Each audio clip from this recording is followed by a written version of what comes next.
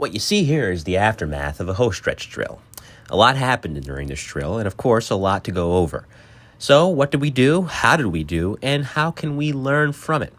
Join Captain Mike Farrelly, Lieutenant Gerald Barossi, and Lieutenant Andrew Bennett to find out as we take you through the hose stretch. Today's exercise is stretching 2.5 line into a commercial structure.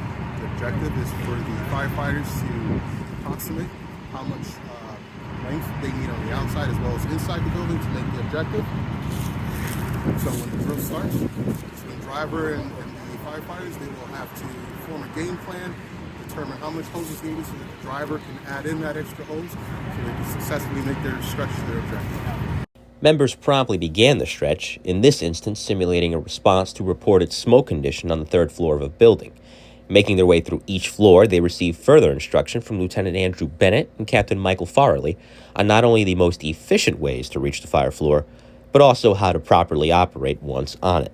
Throughout these drills, we often do multiple evolutions which serve multiple purposes. Firstly, to revisit certain aspects on which we can improve, and secondly, to repeat and continue to refine aspects in which we did well.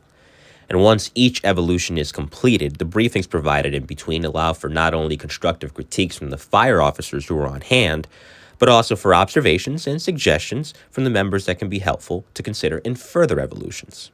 After the second briefing, members would regroup and commence the final evolution of this drill. Afterwards, in what is a common occurrence in the fire service, we held the debrief and critique, or what it's also known as the tailboard critique, and where Lieutenant Barossi offers final thoughts on this particular training session. Sure what you're doing is something that is tried, tested, and works. Okay? Stick to the basics, don't get fancy. Use the space that's available to you. Alright, anything clean is a potential staging area. Check to make sure there's no obstructions, nothing that's going to hang your line up, and it's in direct in line with where you're going to stretch.